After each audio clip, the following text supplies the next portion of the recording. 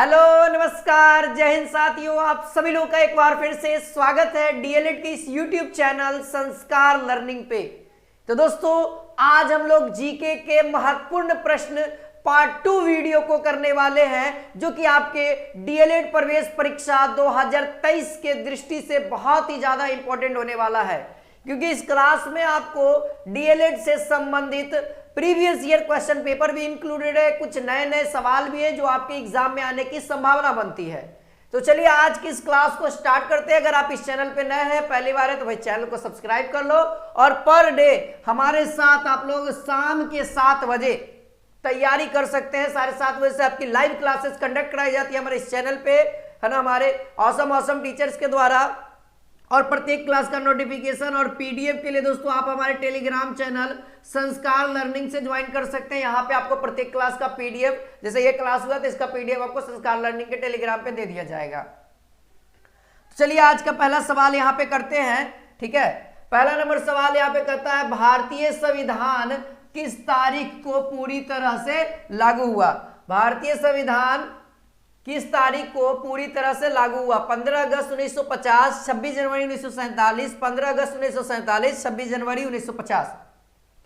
देखिए भाई, हर एक विद्यार्थी, आप सभी लोग कमेंट सेक्शन में अपना अपना फीडबैक दीजिए, है ना, यानी कमेंट में अपना आंसर बताइए। और पर डे 7:30 बजे से आप हमारे साथ जुड़ सकते हैं। कुछ वीडियो आपको एक्स्ट्रा फॉर्म में भी दी जाती है हमारी इस चैनल पे, है ना, तो चैनल को सब्सक्राइब कर रखिएगा तो नोटिफिकेशन आ जाएगा। तो चलिए आंसर जानते हैं मेरे भाई। तो संविधान जो है, भारतीय संविधान, वह दोस्तों 26 जनवरी, है ना, 1950 को पूरी तरीके से लागू हुआ था। सबको पता है ना, और लागू हुआ था। उसी के अवसर पे हम लोग हर साल 26 जनवरी को क्या मनाते हैं? गणतंत्र दिवस मनाते हैं, क्योंकि हमारा देश स्वतंत्र हुआ था, उसको एक खुद का एक पहचान मिला था, है ना, चलने का एक किताब मिला था। उस किताब का नाम था भारतीय संविधान, है ना, जो किसकी अध्यक्षता में लिखा गया था? तो वह लिखा गया था डॉक्टर भीमराव अंबेडकर की अध्यक्षता में लिखा गया था।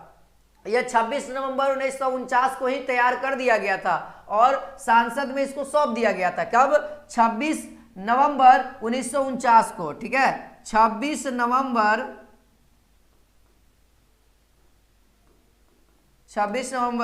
1949 को ही क्या हुआ था दोस्तों? बन के रेडी हो गया था और यह सांसद को, है ना, संसद को सौंप दिया गया था। अब ये संसद उस चीज को पड़ताल किया, जांच पड़ताल करने के बाद फाइनली 26 जनवरी 1950 को लॉन्च कर दिया और अभी तक उसी से ही सारी चीजें हुई हैं।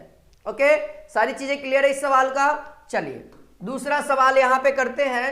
यहां देख सकते हैं दूसरा नंबर सवाल है कि भारत में कितने संसद हैं, है ना। दूसरा नंबर सवाल आप लोग करिए। हाँ जी, क्वेश्चन नंबर दूसरा यहां पे कहता है, भारतीय संसद में कितने सदन हैं? ऑप्शन ए है 2, ऑप्शन बी है 3, ऑप्शन सी है 4, ऑप्शन डी है 5, है ना। यहां पे ध्यान रखना है दोस्तों, भारतीय संसद में कितने सदन हैं? तो 2 सदन है मेरे भाई। कितने हैं? 2 हैं। तो जो आंसर ऑप्शन नंबर 1 को बता रहे हैं उनका सही है। ध्यान रखिएगा, यहां पे जो करेक्ट आंसर होगा वह क्या हो जाएगा? हाँ, 2 होगा। ठीक है, 2 होगा। ये देख सकते हैं क्वेश्चन नंबर, यहां पे तीसरा नंबर सवाल आपके स्क्रीन पे है। सभी लोग इस क्वेश्चन का आंसर बहुत अच्छे तरीके से देंगे, सोच समझ के देंगे। क्वेश्चन कहता है, पत्थर के औजार किस काल में पाए गए थे? पत्थर के औजार किस काल में पाए गए थे? ऑप्शन सुनिएगा। ऑप्शन है नवपाषाण काल, पुरापाषाण काल, लघु पाषाण काल, मध्य पाषाण काल। तो इसका आंसर हर एक विद्यार्थी कमेंट सेक्शन में बताइए। ठीक है, हर एक विद्यार्थी बताएंगे। देखिए भाई, इसका आंसर जो होगा वह होगा पूरा पाषाण काल, क्योंकि जब पत्थर की खोज हुई थी तभी से उन लोगों ने, है ना, औजार बनाना स्टार्ट किया, है ना। तो पूरा पाषाण काल से उन्होंने औजार बनाना स्टार्ट किया। और यह किस काल के औजार थे? पत्थर किस काल के पत्थर के औजार किस काल में पाए गए? पूरा पाषाण काल में, लगभग 12,000 साल पहले, है ना, 12,000 वर्ष पहले। अगर बात करें इसका कौन सा था, तो कुल्हाड़ी था ना जी, है ना। पहला औजार कौन सा था? कुल्हाड़ी था। ठीक है, चलिए आगे बढ़ते हैं। और भी कुछ इसमें जानने वाली बात नहीं है। पूरा पाषाण काल को 3 भाग में, पूरा पाषाण काल, मध्य पाषाण काल और नव पाषाण काल। नव पाषाण काल मालूम है व्यक्ति का, आदि मानव का सबसे विकासशील काल माना जाता है कि सबसे ज्यादा विकास इसी में हुआ था। कृषि का खोज इस काल में हुआ था, पत्थरों का खोज पूरा पाषाण काल में हुआ था, आग का खोज पूरा पाषाण काल में हुआ था, जब पत्थर खोजा हुआ था उसी समय। ठीक है, ध्यान रखिएगा। पहिए का खोज नव पाषाण काल में हुआ था। चलिए भाई, अगला सवाल है क्वेश्चन नंबर यहाँ पे 4। देखिए बहुत अच्छा सवाल है क्वेश्चन नंबर 4 और इंपॉर्टेंट भी है आपके एग्जाम की दृष्टि से, है ना। क्वेश्चन नंबर 4 यहाँ पे कहता है 8 ग्रहों में से सूर्य से बुध की स्थिति क्या है ना। 8 ग्रह है, सबको पता है। 8 ग्रह में से यहाँ कह रहा है जो सूर्य है, सूर्य से बुध यानी कि मरकरी, है ना। मरकरी के कितना नंबर स्थान पे, तो याद होना चाहिए आप सभी को बुध जो है वह पहला नंबर पे ही है मेरे भाई। ठीक है, पहला नंबर पे ही ध्यान रखना है आप सभी को। ठीक है, ये क्या है, पहला नंबर पे है और यह अपनी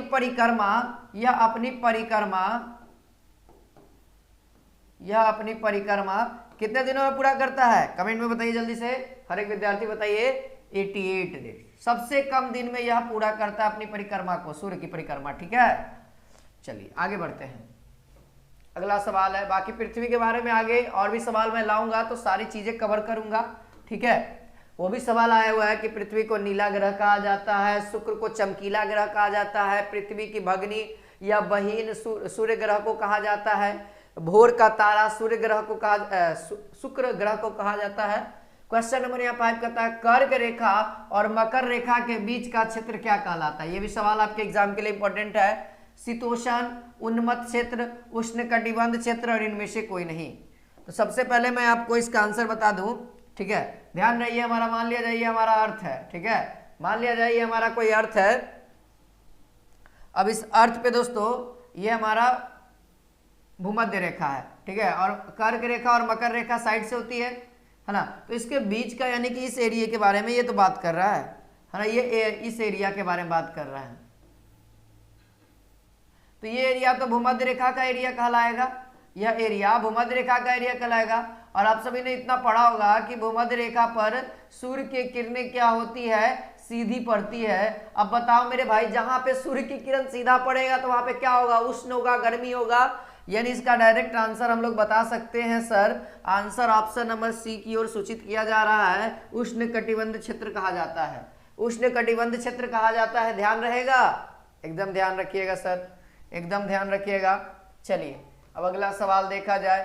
क्वेश्चन नंबर यहाँ पे 6 देखिए, क्वेश्चन नंबर यहाँ पे 6 कहता है कि निम्नलिखित में से किसकी जड़ें खाई नहीं जाती है। बता सकते हैं आप सभी लोग, किसकी जड़ें खाई नहीं जाती है भाई। जड़ की बात कर रहा है और नहीं खाई जाती है, ये ध्यान रखना है। गाजर, कशावा, मूली, गेहूं।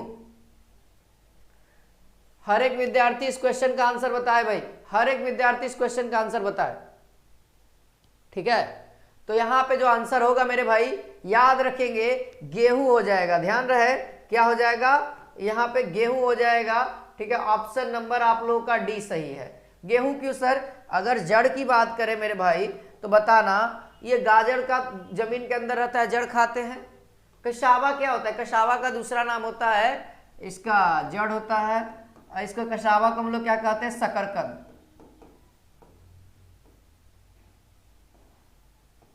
शकरकंद, इसका भी हम लोग जड़ खाते हैं, है ना। मूली वही तो साफ साफ क्लियर है, जड़ खाते हैं। ठीक है, पत्ता ऊपर होता है, गाजर का भी पत्ता ऊपर होता है, ये सब जड़ के अंदर होती है। इस शकरकंद तो एकदम प्योर अंदर रहता है, आलू के जैसा, है ना। और बाकी गेहूं तो भाई ऊपर की ओर निकलते हैं, इस बात को क्लियर रखिए। चलिए अगला सवाल, ये देखिए क्वेश्चन नंबर यहाँ पे 7 नंबर सवाल मोस्ट इंपोर्टेंट रहेगा सर आपके एग्जाम के लिए।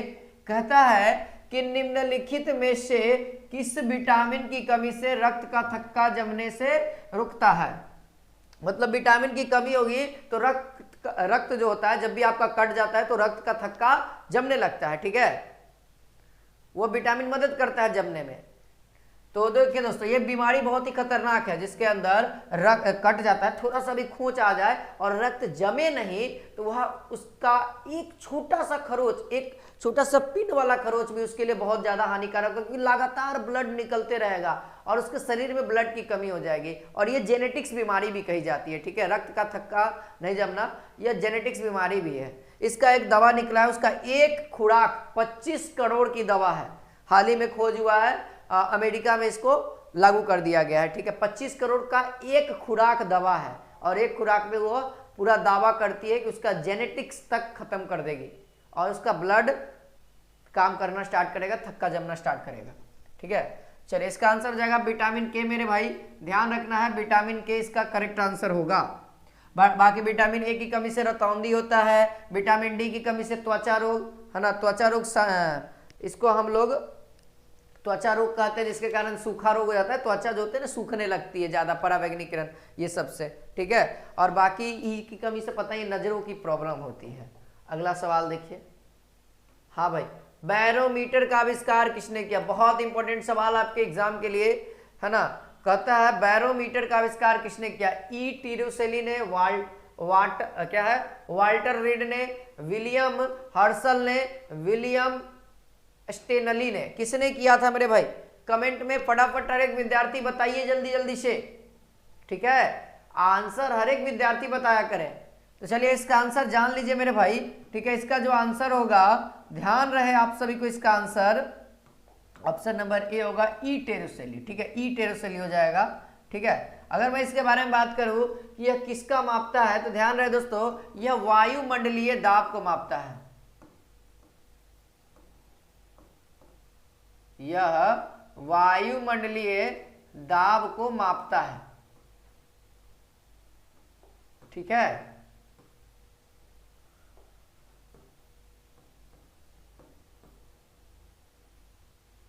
वायुमंडलीय दाब को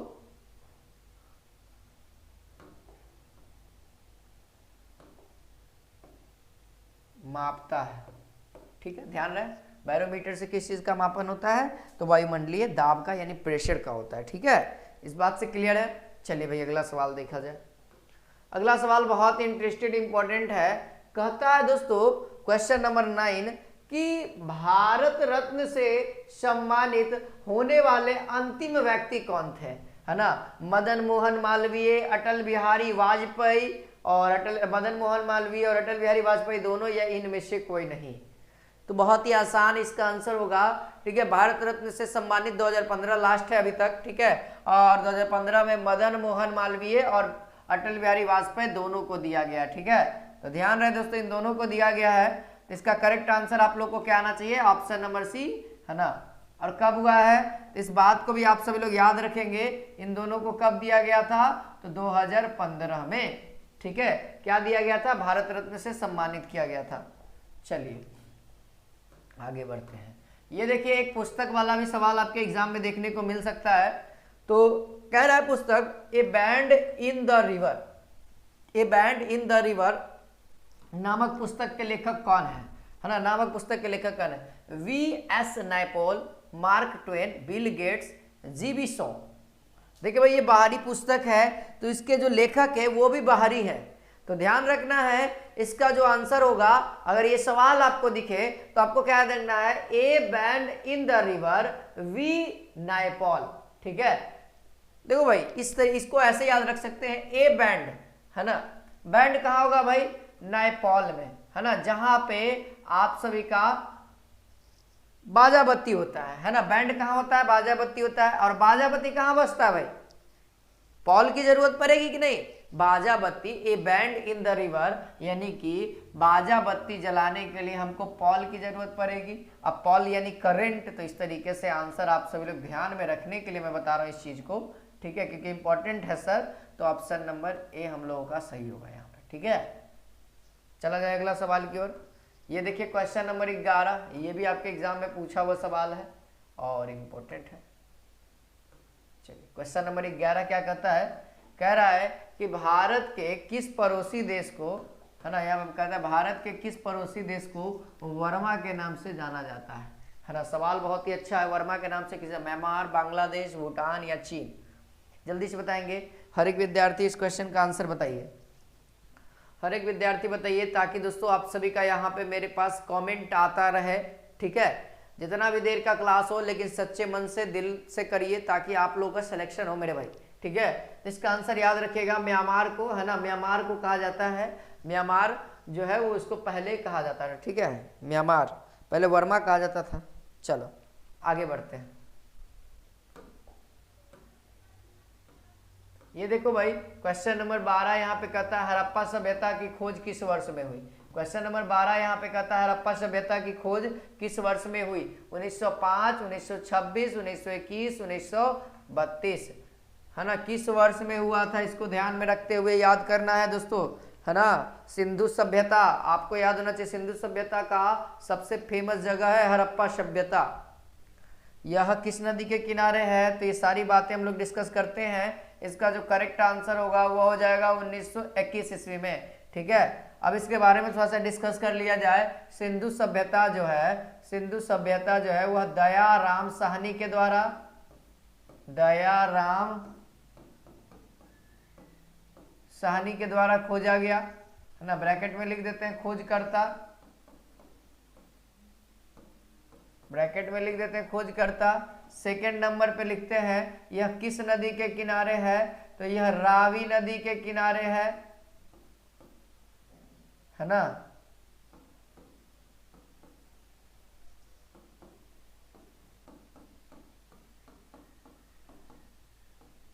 ठीक है, ये चीज ध्यान में रहेगा। और क्या है भाई, और इसमें क्या जानने वाली बातें हैं बताइए, ध्यान में है, और भी चीजें जानने वाली बातें होंगी। हिंदू सभ्य जो हड़प्पा सभ्यता अभी है कहाँ, ये भी जानने वाली बात है ना भाई। तो ये जानने वाली बात है, तो मैं बताऊं इसको, यह अभी पाकिस्तान में है। ठीक है, ये तो पाकिस्तान में ही है अभी फिलहाल, और ये पाकिस्तान में पंजाब है भाई, पाकिस्तान में पंजाब है, पता होना चाहिए आप लोगों को। ठीक है, पाकिस्तान के पाकिस्तान में पंजाब प्रांत में स्थित है।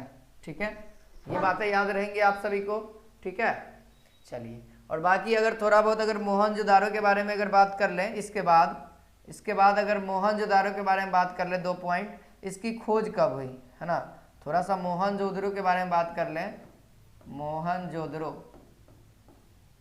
ठीक है, ये भी हड़प्पा सभ्यता यानी कि सिंधु सभ्यता का बहुत ही अच्छा खासा रहा है। तो इसकी जो खोज हुई थी वह इसके 1 साल बाद यानी कि 1922 ईस्वी में हुई थी। इसके जो खोजकर्ता थे वो कौन थे, याद रखना चाहिए आप सभी को, आर.डी. बनर्जी, राखल दास बनर्जी, आर.डी. बनर्जी।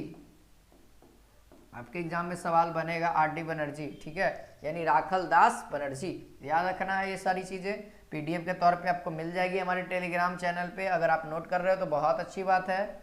चलिए भाई, क्वेश्चन नंबर यहाँ पे 13 नंबर सवाल कहता है कि मौर्य वंश, है ना, मौर्य साम्राज्य के राजधानी क्या थी। मौर्य साम्राज्य की राजधानी क्या थी मेरे भाई।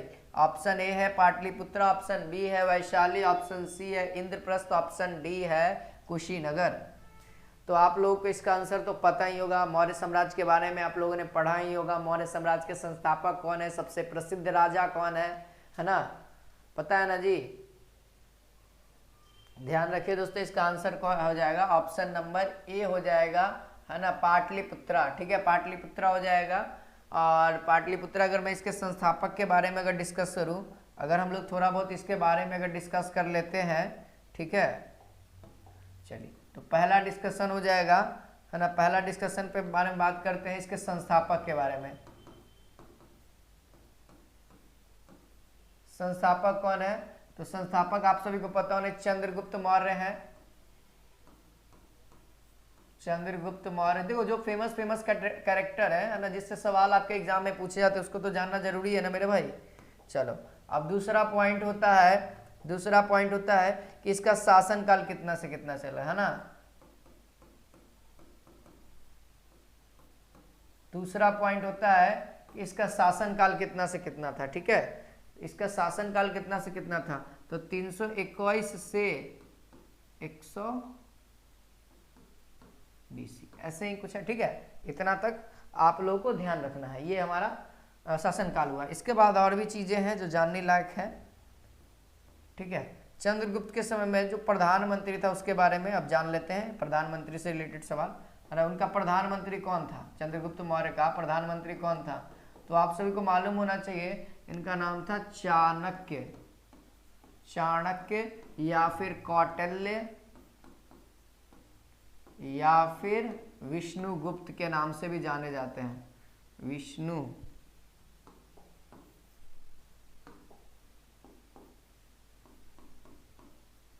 विष्णुगुप्त। ठीक है, इनके द्वारा एक किताब लिखा गया। ठीक है, किनके द्वारा? हम इनके बारे में बात कर रहे हैं। हम बात कर रहे हैं इनके बारे में। ठीक है, प्रधानमंत्री जी के बारे में। प्रधानमंत्री जी के द्वारा एक पुस्तक लिखी गई है जिसका नाम क्या है? ध्यान रखिएगा, अर्थशास्त्र। अर्थशास्त्र पुस्तक का नाम है। ठीक है, अर्थशास्त्र के अंतर्गत पूरा मौर्य कालीन सारा चीज है। ठीक है, मौर्य काल का वर्णन, मौर्य काल का वर्णन है इस पुस्तक के अंतर्गत। ठीक है, पूछा जाता है कि अर्थशास्त्र के लेखक कौन है, तो आप इस तीनों में से कोई भी मार दीजिएगा, चाणक्य, कौटिल्य, विष्णुगुप्त, कोई भी रहेगा आप मार देना, क्योंकि इन्हीं का नाम है।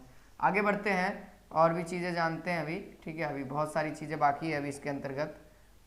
देखिए भाई, है ना, छोटा मोटा थोड़े, इसको जब आप पढ़िएगा ना मौर्य वंश काल, तो बहुत सारे राजाओं का ये मिक्सचर है।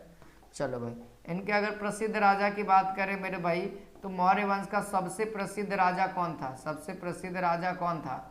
सबसे प्रसिद्ध राजा आप सभी को पता होना चाहिए, अशोक था। अशोक था, है ना, अशोक था। कलिंग का युद्ध से सवाल आता है ना, कलिंग का युद्ध 321 ईसा पूर्व। चलो भाई, इतना तो ध्यान रहेगा आप सभी को, ये सारी चीजें याद रखिएगा। आगे बढ़ते हैं।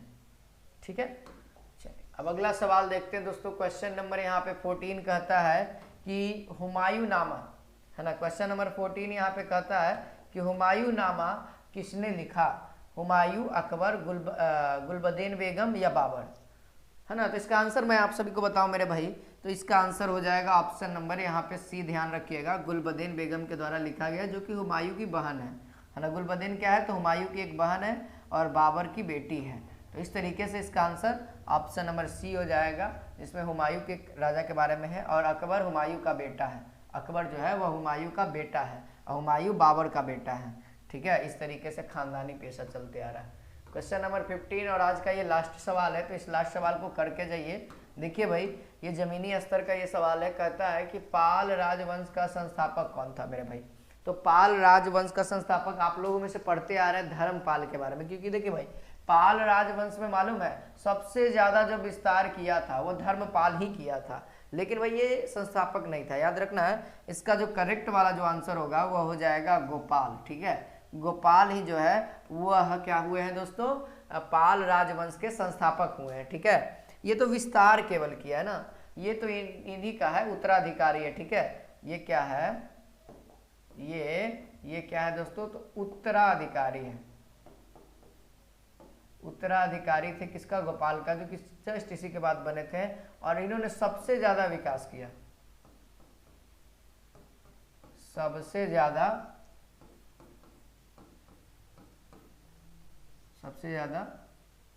विस्तार किया, ये राज्य को बहुत ज्यादा विस्तार किया।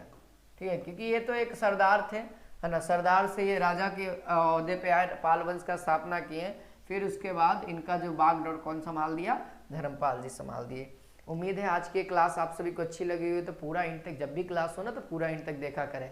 ठीक है, और उम्मीद है कि आप सभी को अच्छा लगा हो तो लाइक, शेयर, सब्सक्राइब करें। फिर मिलते हैं नेक्स्ट क्लास में। जय हिंद।